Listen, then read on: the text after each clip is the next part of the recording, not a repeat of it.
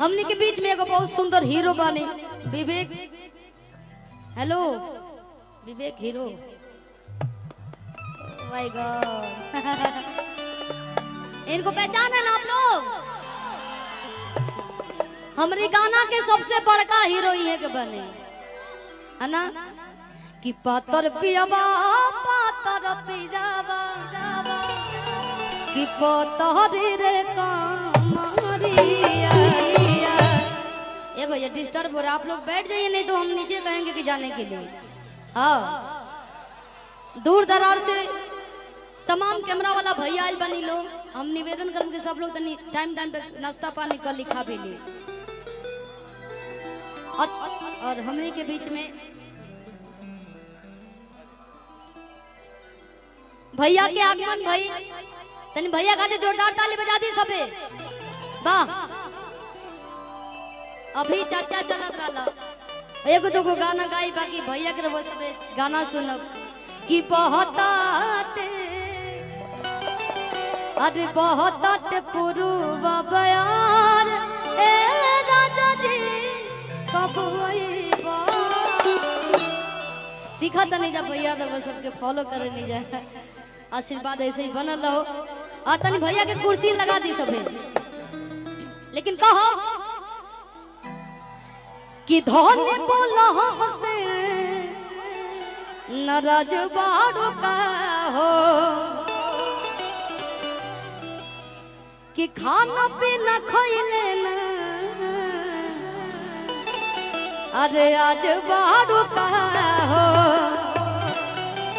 सर्वेश भैया के साथ हिट गाना जो ना गीत के आप लोग देखी और गीत के इनका असर भइल बा गुलाबी पहन के अगल बड़ी।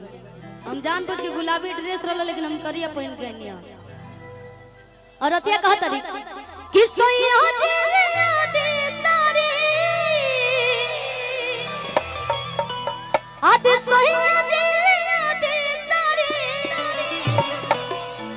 और हमने के बीच में नागेंद्र उजाला सर के फोन आइल बा। हाँ सी सर प्रणाम,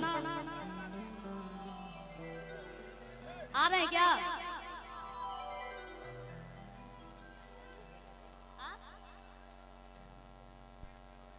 अच्छा अच्छा ठीक बा ठीक।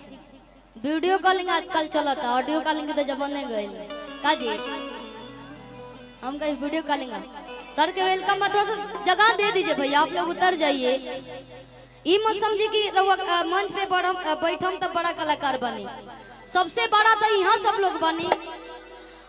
यहाँ लोग के वजह से हमने के जा पहुँचल बनी जा, ई लोग सबसे बड़ा बात। तो ये नहीं के समझे कि अपने आप में कि हम मंच पे बनी तब हम बड़ा हो जाए चाहे अच्छा, ये नहीं के मन में रखे के कहे का कि सैया जी यादे तारी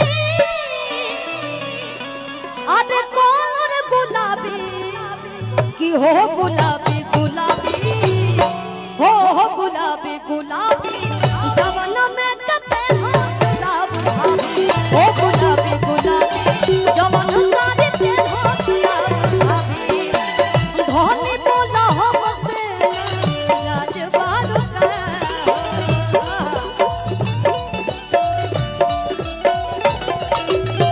खाना पीना खइले राज बारू हो।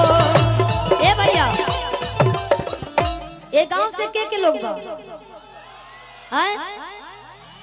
ते गांव में सर्वेश भैया के शादी भइल बा त केकरा मा जाइल बा हैं? तो प्रोग्राम होता तो अब मजे नहीं किया वो, आप लोग खाली कैमरा में कैद करेंगे, डांस कर रही है। भाई के शादी बा कि धोने बोला हमसे राज बारू का हो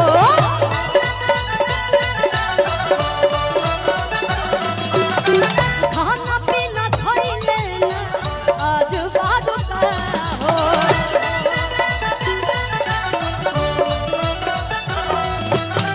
सैया जी यादे तारी सैया जी यादे तारी कोर गुलाबी हो गुलाबी गुलाबी हो गुलाबी गुलाबी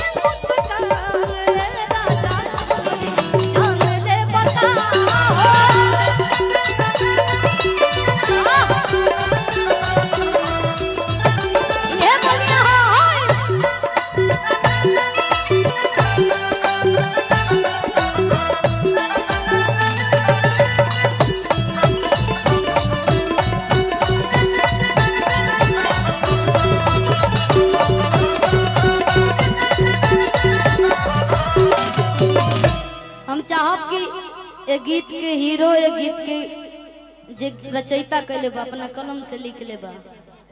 सर्वेश भैया भी गायब हैं, उनके दोस्त लोग भी गायब हैं, आप लोगों को रहना चाहिए।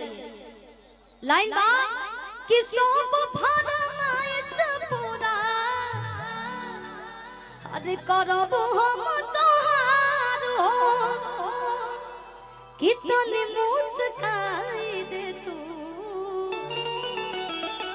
अरे धनिया हमार हो। हंसलू तो निक लगेलू, लेकिन जब रोवेलू तो दूसरा रूप ध लेलू, काली रूप काजी कि सब फरमाइश पूरा करब हम तोहार हो,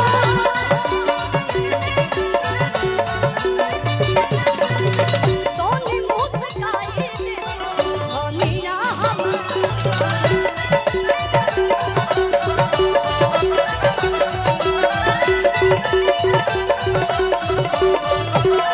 ई कहत रही ऐसे ना मुस्काए, इतना हल्का मेरा नहीं कि पहुमा के पायल चाही कहना बात बात, ओठवा के मैचिंग कॉलर चाही ओठला।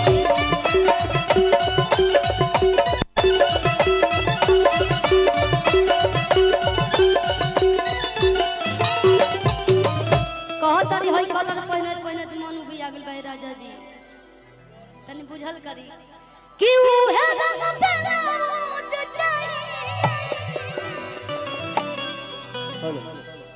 गांव के जमुन देवर बड़ा सा देख के पगला जैसा कि उहे रंग पेराज चाही कि जवन हो खेहाबे कि हो गुलाबी गुलाबी हो गुलाबी गुलाबी जवन में